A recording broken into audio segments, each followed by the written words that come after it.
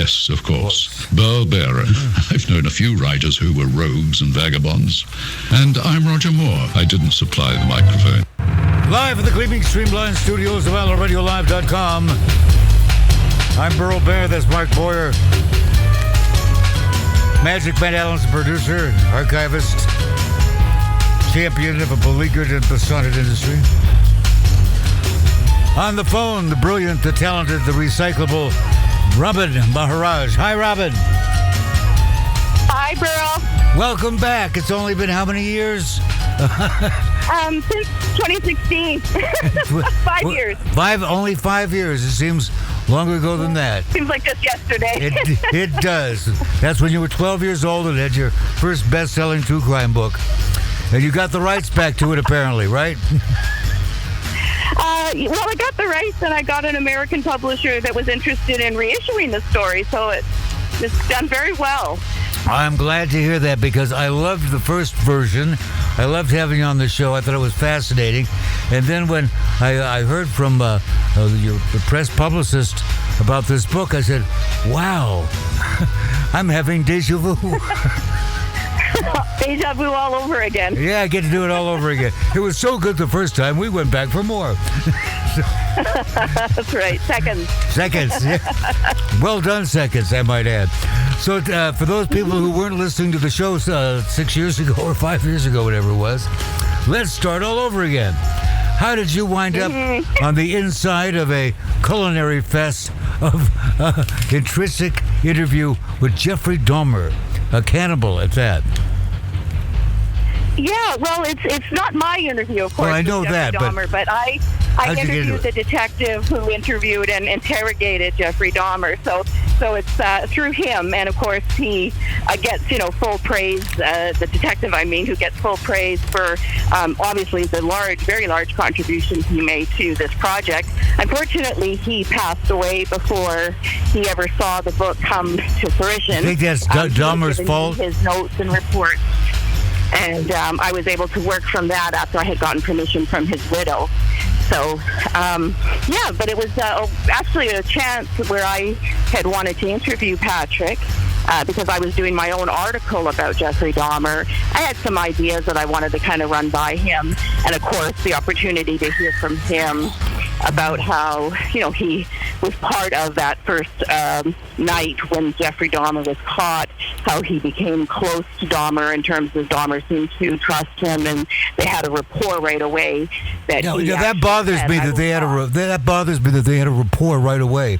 What do they have in common?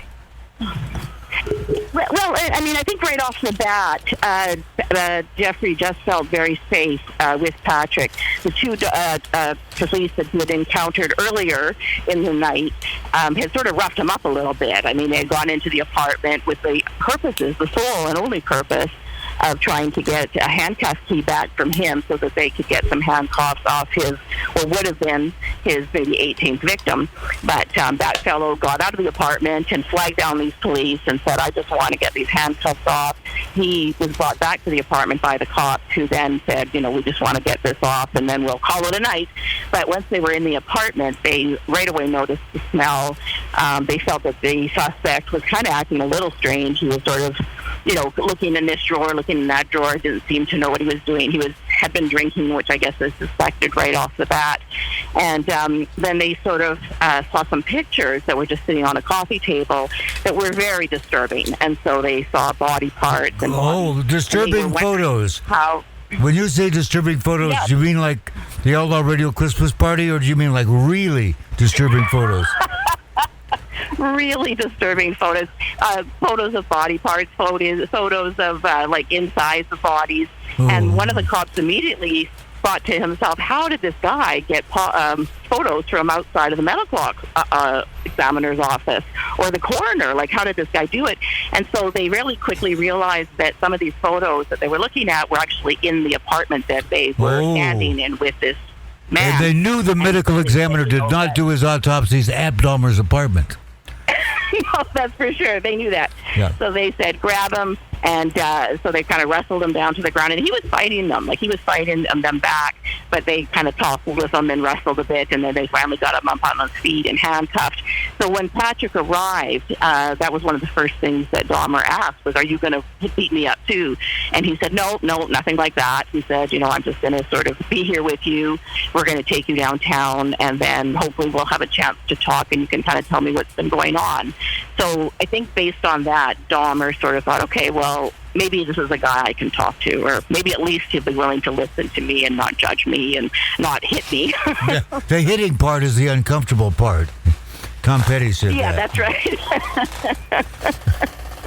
And maybe after what Kennedy saw in that apartment that very first night when he opened the refrigerator, he would have wanted to hit Dahmer, but he really kept his cool. And in fact, throughout the entire evening, was there the next several weeks, were there body parts in the fridge? I mean, like, was there a head in there?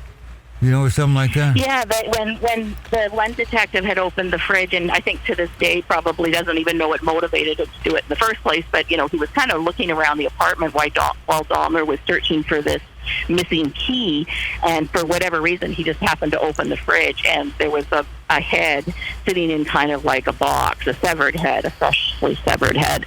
So that's when they knew that this was a very serious situation, a crime scene probably. I think we have a serious situation. Duh. NASA, we have a problem. Houston, we got a problem. Yeah. That's great powers of deduction on the part of law enforcement. Yeah, you got to give them credit. Credit's due. It's the whole thing. Head in the refrigerator. Ooh, that chilling experience. Okay, so they figure out they obviously got problems here with this Dahmer guy. He's got a head in the fridge. He's got a little tie for lunch. He can't get a key for the handcuffs.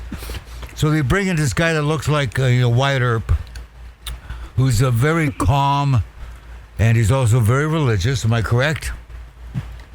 Yeah, he was Catholic, and he held on to his religion, I think, all of his life. Well, what about the bottle? Did he have a battle with the bottle at one time?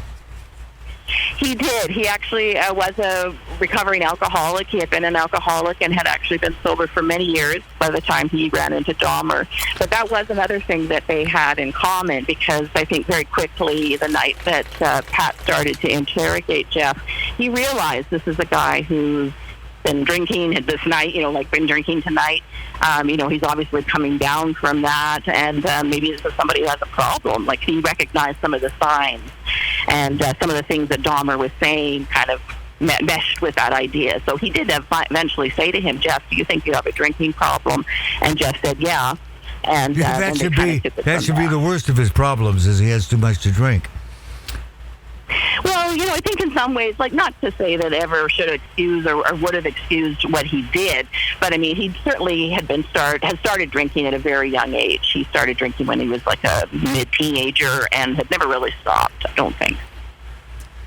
Did in the discussions that the detective had with Jeffrey Dahmer, did they reach anything of the underlying motivations on why he's poking these kids and eating them and stuff? I mean, some of the people he killed were like 31 years old, 26, 27, but others were like 14 and 15, 16 years old. Yeah, there was kind of that range of his victims, and they were all male, of course. His interest in victimology would have been like males, primarily African-American men, and ones that had really, really good builds and were in good shape. That seemed to be his sort of type. They did delve into it a little bit, and I mean, I think what they came to as far as a conclusion about it, if you could or would, it's that he was... at the time that he was sort of reaching puberty, he had kind of a real interest, and that had started at a slightly younger age, but he had a real interest in roadkill. Like, he wouldn't torture or hurt animals, but he would pick up and scoop up dead animals that he would find in the area around Ohio where he lived, which was sort of a ruralish area, if you will. Sort of houses with lots of forest area around them and big spaces between the lots, and lots of sort of highway roads and things. So he was able to find these, dead animals on the road. He'd bring them home, and he was really interested, as he would say, he was interested in the insides of dead things. And so this, and they think it kind of meshed with the time that he was exploring maybe, sexuality. He was going through puberty.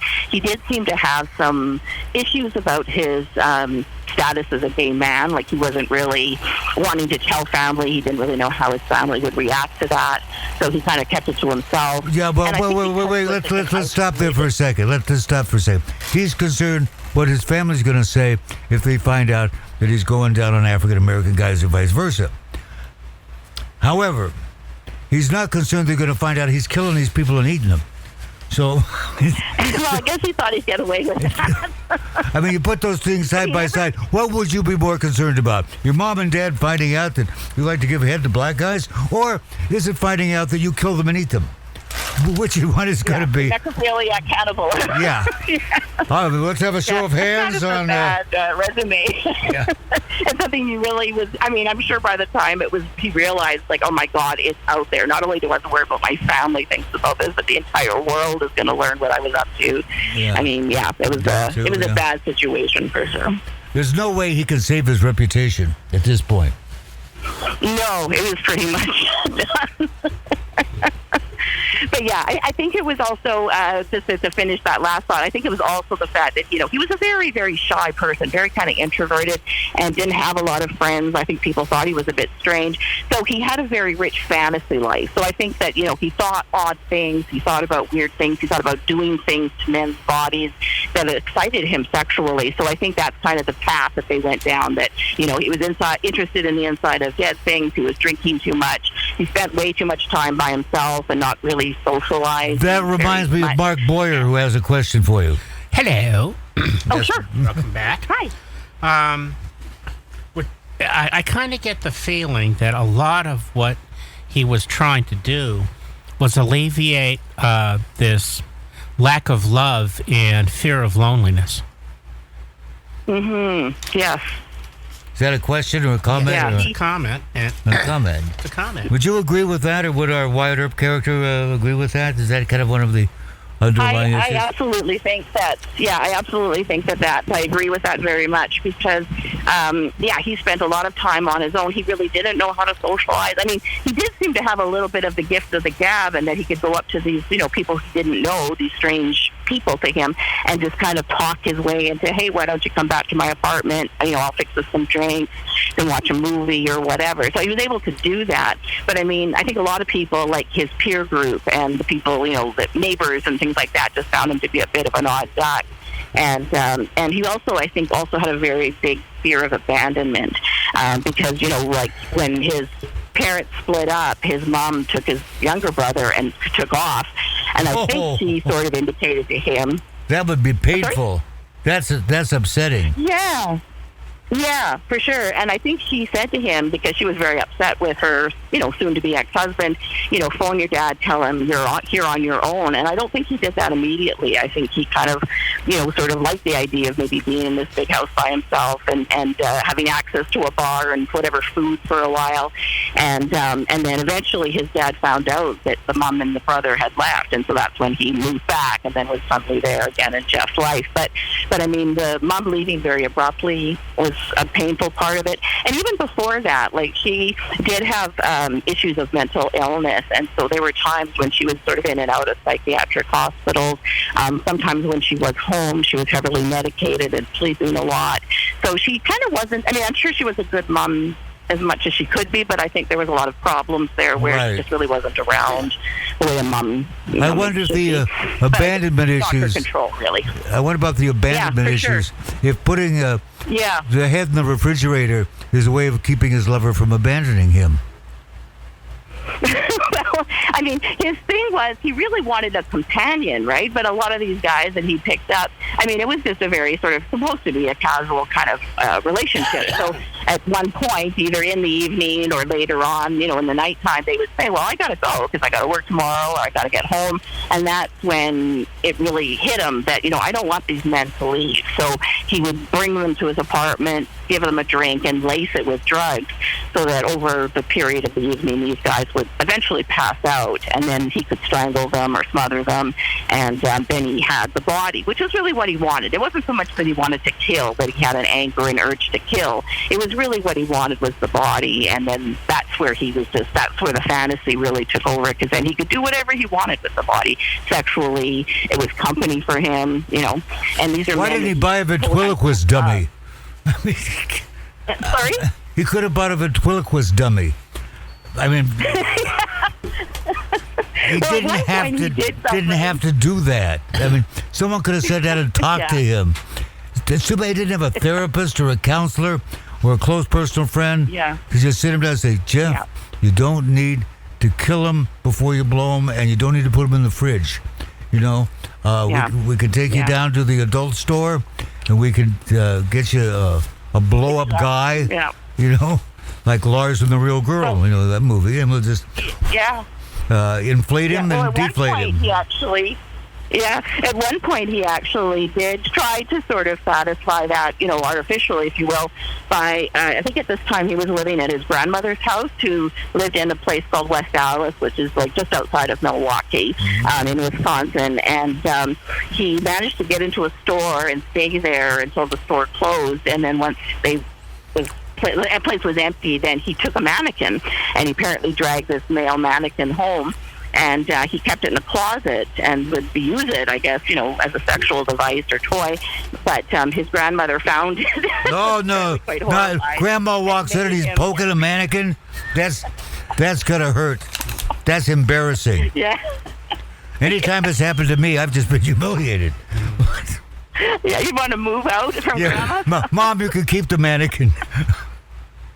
Well, I think until his grandmother found it, and then she begged him, pleaded with him, get rid of that thing. I think it kind of scared her a little bit. She probably had no idea what was going on, right? So why would her, 19, 20-year-old grandson want a mannequin? Yeah, because usually, the arms screw on and screw off, and they have kind of weird expressions and painted eyes. He'd do much better with a blow-up doll. Trust me. But it's too late now. Burrow? Yeah? Please stop. Okay. I want to know more about your sexual fetishes, please. I've never had one of those blow-up dolls. I've tried, but my grandmother wouldn't let it in the house. Can you imagine opening a closet door and this thing? Oh, that'd be scary as hell. The staring eyes, you think it's a corpse. But sooner or later, it would be. That's what's really weird. Yeah. Yeah.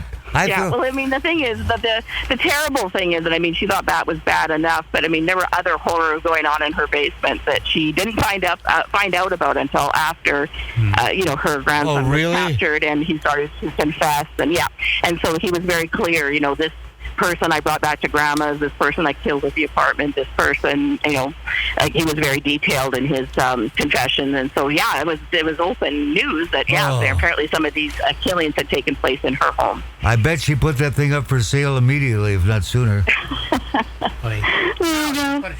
Well, she had guided tours and made a little money off of it. Yeah, she made some money. Yeah. Jesus. There might even be still some body parts in Grandma's house. Well, yeah, they're on display. On display. Yeah. Oh, God, this is horrible. We're gonna get hate mail again this week. I just know it. Why would this be any different than any other week? I know, it's horrifying. People say the worst things about us, and yet they still listen. I don't know why. Well, they're looking to see what kind of a train wreck this week will be. Yeah, it's a good train, though. Their secret shame, Burl. Yes, that's right. Their guilty pleasure. We listen to True Crime Uncensored. And you came on it twice, which shows it's your guilty pleasure as well. That's right. That's right. So it seems to me that it's not common for someone they pick up and put in an interrogation to cop to everything right away. What did Detective Patrick Kennedy do? What kind of techniques did he use to put Dahmer at ease and to get him to tell his story? The first night they brought him in, and when Dahmer kind of indicated that, he would be willing to talk to the police, but he really only wanted to talk to this one detective, they pretty much said to Kennedy, pee on him like glue. If he goes to the male washroom, you follow him in there. If he wants to go get a cup of coffee or whatever, just do whatever you need to do to try and keep him talking. And but they realized that, Dahmer was willing to talk to Kennedy. So they used that absolutely to the advantage. And so I think Kennedy's approach was one that he had pretty much used a lot, which was, treat him the best. Can I get you a sandwich? Do you need a cigarette? How about a cup of coffee?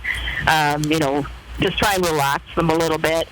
With Dahmer, he kind of said, like, when I start to tell you these things, you're just going to be horrified and you're not going to want to talk to me anymore. And, you'll want to judge me and hate me. And Kennedy just reiterated over and over, I'm not here to judge you, Jeff. That's not my job. My job is to just listen to you and hear what you have to say. And maybe between the two of us, we can figure this out. So, he just sort of really kind of killed him with kindness almost, and just really laid it on and just basically provided everything and anything that he could to get him to keep talking, which included coffee and cigarettes, because he knew, I guess, and was able to think that, if I leave this room and go into the jail just to be held, then I'm not going to have access to cigarettes anymore. So that was probably a strong factor. But I think it was Kennedy's rapport and just his general niceness. Like, he was a very nice man. I met him just shortly before he died. And, if I had ever done anything terrible, I'd want to confess to him. Oh, good, yeah, he's good. Just sort of this big, caring person that just sort of says, you can tell me anything, and it's not going to faze me. I think he used that kind of, even though he was only 37 at the time, he used I'm a seasoned cop. I've been in homicide now for many years. There's nothing you're going to tell me that's going to shock me, Jeff. So, let's just cut through that and just, you just tell me what you want to tell me, and we'll go from there. Fascinating. Same technique I use. One of the things that the detectives did when they started hearing some of this was general disbelief. This guy is just giving us a load of bull. So they went and back of the information to see if he was being truthful. They reached out to an Ohio detective to talk about Dahmer's first kill. What happened there? Well, we brought this detective in, and they said, we have a suspect here. And, of course, by this time, the whole country sort of knew Jeffrey Dahmer's name because his name had been featured in news, broadcast CNN, and other news agencies. And so pretty much everybody knew who he was by a couple of months into it. And so when they talked to the Ohio police, they said, we've got this guy who says that his first kill, which was in 1978, was, this man that he picked up as a hitchhiker. And so they said, do you have any reports of any missing man from that time frame that, would fit the bill? And they said that Dahmer felt that if they showed him some pictures that he would be able to pick him out. So the Ohio police ended up sending this detective to come to Milwaukee and meet with the detectives and with Dahmer at that time. And he said, at that point, because at that point Jeffrey Dahmer had admitted not only to killing this man, but he also had told them what he had done with the body. So initially he had actually chopped up the body and put it into various garbage bags and had taken it out to the dump. But he had been stopped by an officer on the highway, and this guy, the police had sort of questioned him a little bit and said, what are you doing out so late? And, your car is swerving a little bit. Have you been drinking? So he didn't really give him any trouble or a ticket or anything, but he did kind of give him a bit of a warning. Dahmer's excuse was that he had these trash bags that he was taking to the dump, and the cop said to him, the dump's closed, so you might as well just do it another day. So he got him to turn around and go home. And so then he said he was so spooked by the stopping of the police officer that he decided to chop up the body even more, get it down to as much bones as he could, and then he sort of sprinkled the bones all over the backyard, which was kind of, as I said earlier, a foresty kind of area behind his house. So this cop, fast forward 13 years later, comes equipped with aerial photos of the Dahmer house and some pictures of some men that had gone missing at that time, 13 years earlier, and says, let's show these to Dahmer and see what he says. So maybe he can kind of tell us roughly where he spread these body parts and bones, and maybe he can help us identify if any of these are the missing men that he claimed to have killed. So he does this. He's looking at the map. He's sort of pointing out a few things. He looks at the pictures. He immediately picks out the guy who he identifies as Stephen Hicks, and again goes through the whole scenario with the Ohio detective in the room to say, I picked him up on the highway, took him back to my house, we were having some drinks, we smoked a little weed, we were wrestling around a little bit, the guy wanted to leave to get back onto the highway to go to his music festival, and I ended up hitting him and killing him, and then I all of a sudden had a dead body in my house. So he's telling them all again, reiterating the story about the garbage and the cop that stopped him. They get out of the room, and Dahmer's sitting there with this stuff from Ohio, and the cop that was there that had been sent to Milwaukee to meet with Dahmer says to the two detectives, "You're not going to believe this, but I was the cop that stopped him on that Ohio highway." Yeah. So it was a real coincidence, and he said, he said, as soon as he started retelling that story, he said, I could see this guy in my head, and I said, I wouldn't have remembered the name necessarily, but he said, that was him, and I was the cop that stopped him. Jeez. Yeah. One of the things that always bugged me about this particular individual and the story behind him is the disparity between the first killing he admits to and the second killing. It's almost 9 years. Mm-hmm. So what was he doing in that 9 years where he managed not to kill anybody? Well, I guess several things.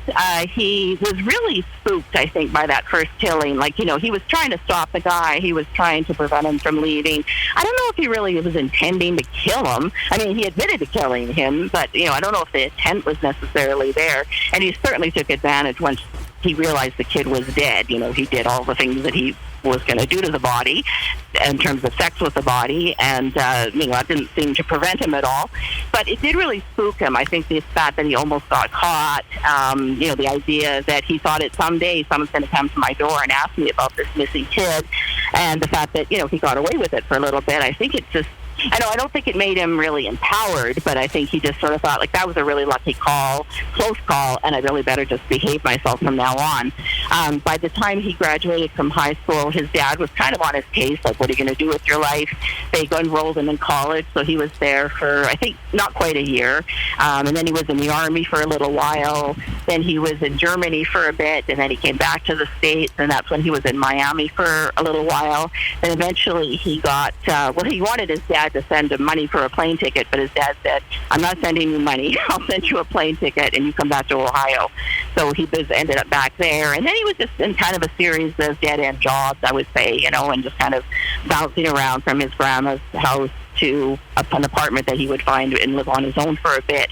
And, I think the idea of that guy, the further away he got from it, the more he realized I got away with it, and there's no reason that anyone would suspect me in this missing person case.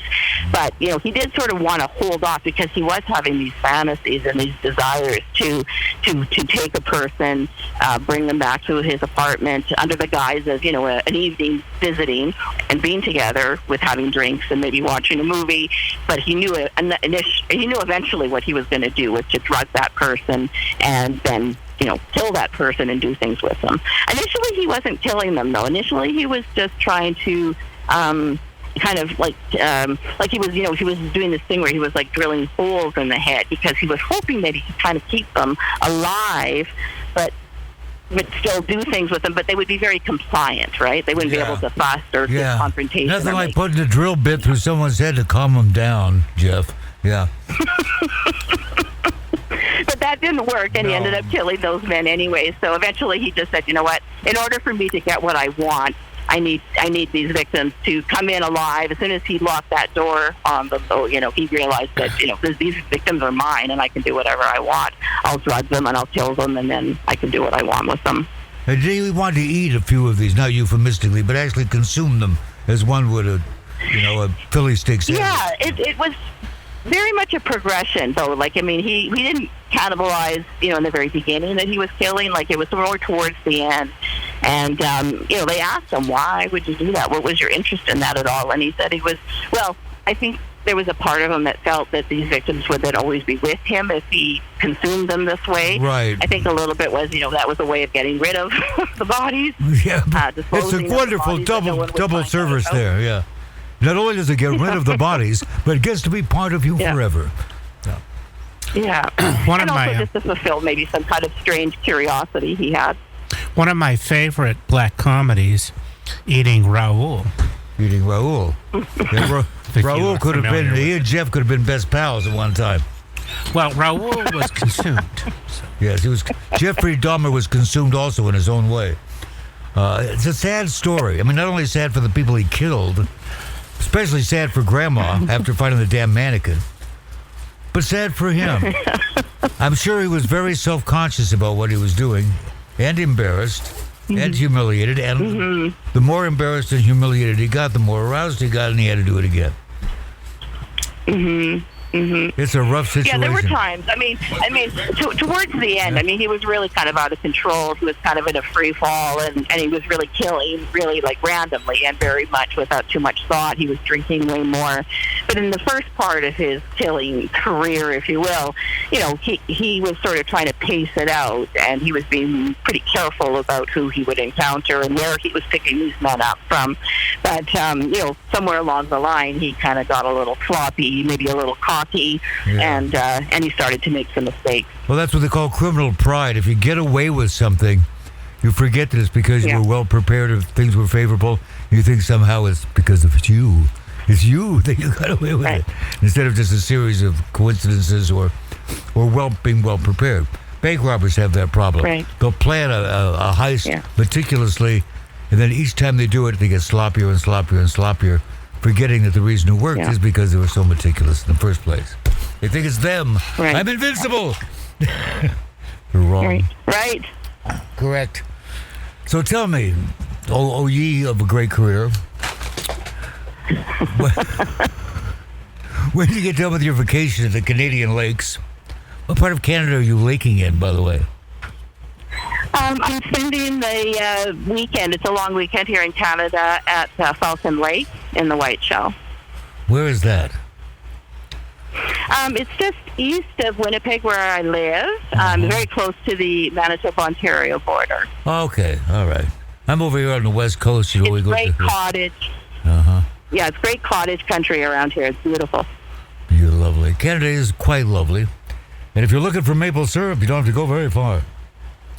But the thing I find fascinating about Canada, three things I found fascinating about Canada. One, my uncle in Toronto owned a soda pop factory, and they delivered soda pop to your door, like the milkman used to, right? Here comes this. They delivered it, you know, pick up the empties and give you the new soda pop bottles. I thought that was something. That was, my cousin Max in Toronto did that. Thought that was phenomenal. The other thing was this thing with hazelnuts. Because Americans weren't really into hazelnuts, but the British and the Canadians are always into have hazelnuts in their candy. And then the shock to realize that Snap, Crackle, and Pop from Rice Krispies in Canada are teenagers who wear sweatshirts. Where in America, they're little weird elves with pointy ears. Right. Now, how the hell Snap, Crackle, and Pop wound up being teenagers wearing sweatshirts in Canada, I do not know. It's probably some deep, dark secret. No, I think it's just some idiot marketer going, let's see, we need to sell this stuff in Canada. Yeah. Well, they probably don't like elves in Canada. They're probably prejudiced against them. So we'll come up with teenagers in sweatshirts. That'll do it. Snap, Crackle, and Pop. George Carlin has a classic Snap, Crackle, and Pop bit that he does. It's very funny. Well, I'll have to look that one up. You should. It is. Jeffrey Dahmer, if he had his choice, he would have left the elves behind, and he would have taken those three guys in the sweatshirts. It would have been Snap, Crackle, and Pop, all right. I love Rice Krispies. Those are the best. Yeah, they make noise when you eat them, but his victims didn't because they were dead. It's a sad story. If I had a family member of mine eaten by Jeffrey Dahmer, I'd be aggravated. And I'd probably want some sort of, legal something. What happened to Dahmer after he goes to prison? Didn't someone stab him to death? No, he got his head smashed in with another inmate. And two inmates got their head smashed by a third. Yeah, it was a very strange coincidence, but the kind of weapon he used on the very first victim that we talked about in Ohio, Stephen Hicks, was kind of like the handle from a barbell, and the weapon that was used against Dahmer when he was in prison was the same thing. It was like a handle from a barbell. But this one fellow cornered, I guess, these two inmates, Jeffrey Dahmer and another fellow, and he beat them both to death. So Dahmer What died are they in going to do to November the? of What are they going to do to the guy? Send him to prison? He's already in prison. What can they do to him? Well, Well, when he first started off there, he was in solitary confinement, and he was the one who went to the prison officials several times and said, I want to be moved into the general population. And they kept warning him and saying, like, you've got a price on your head, basically. You're a marked man. You shouldn't do this. But he said, I'm just tired of living in solitary. I don't care. I'll take my chances. And sure enough, within, very short period of time, he was killed in prison. So I think, I think it's pretty obvious that he didn't really want to live a long life once he was there. He felt he deserved to die for what he did. And right. and I think once he was there, he thought it was just not a very good place to live. And when they did the autopsy on his body after he was killed in prison, and of course, he actually died in a hospital. They took his beaten body into a hospital and tried to save him, but he ended up dying. But when they did the autopsy, they said, he didn't have any defensive wounds on his arm, so he obviously did not put up a fight at all. So he allowed himself to be beaten to death. Yeah. He had when he was confessing in these interviews, he kind of felt like he was making amends by coming clean and letting the families know where the remains are so they could have closure. But why was it at that? I mean, he knew he was caught. If he wanted to make amends, why didn't he just stop? Or maybe he wasn't capable of it. No, that's probably why the think cop could identify with him. Can't stop drinking, can't stop killing. Yeah, I don't know of a lot of serial killers. I mean, Dahmer managed to stop after that. He had that one killing, as you pointed out, and then there was this big 9-year stretch before he killed again. So, but I mean, most serial killers, once they start, the only way they are stopped is if someone stops them. But I think for Dahmer, it wasn't really so much about, it was for the family's sake, but I mean, even more importantly, in terms of letting those people know what happened to their loved ones, it was actually identifying who those loved ones were. Because in the case of most of them, they just had body parts, and they had sort of a few men that people had reported missing, but they didn't have, it wasn't as though they were hunting a serial killer. They found Dahmer and then realized there was a serial killer who'd been living and killing in their midst. So they had to kind of work backwards. And so they really relied on Dahmer to be able to remember the encounters, the dates, roughly where the encounter had occurred. And then they had him going through photographs to identify who his victims were.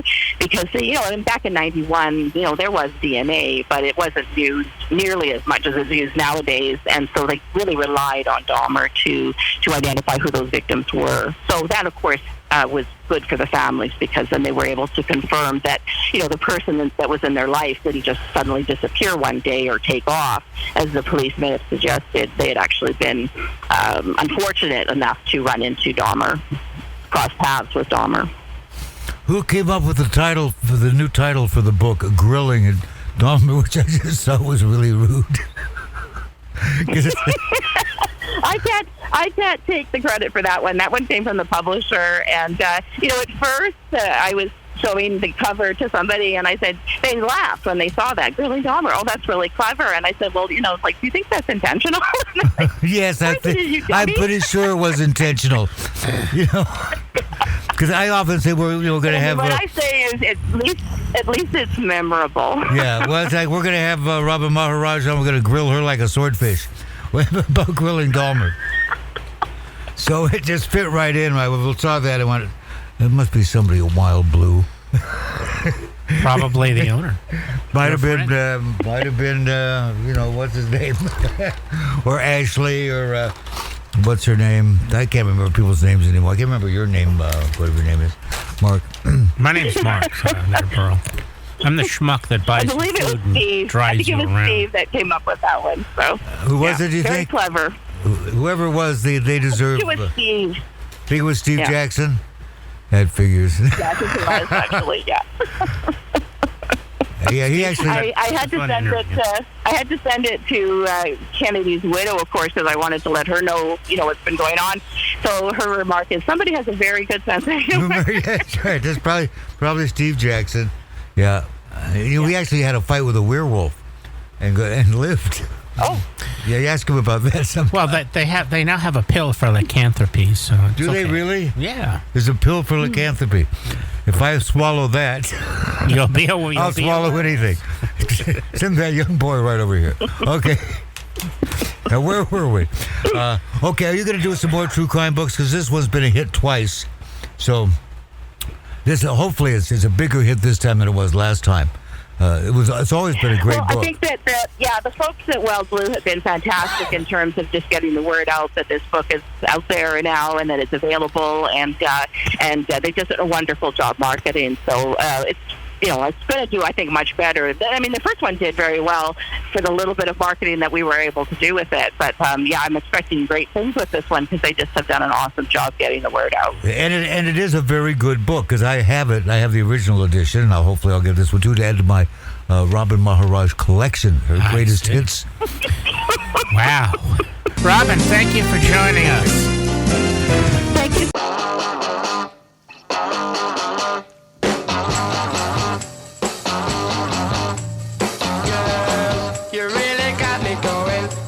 So I don't know what I'm doing. Yeah, you really got me now. You got me so I can't sleep at night. Yeah, you really got me now. You got me so I don't know what I'm doing. Oh yeah, you really got me now. You got me so I can't sleep at night. You really got me. You really got me. You really got me.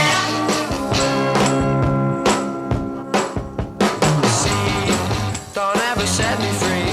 I always wanna be by your side. Girl, you really got me now. You got me so I can't sleep at night. Yeah, you really got me now. You got me so I don't know what I'm doing. Oh yeah, you really got me now. You got me so I can't sleep at night. You really got me. You really got me.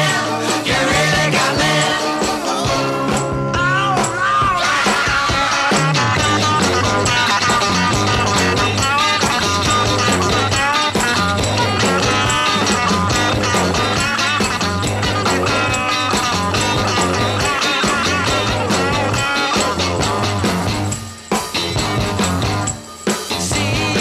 Don't ever set me free. I always wanna be by your side.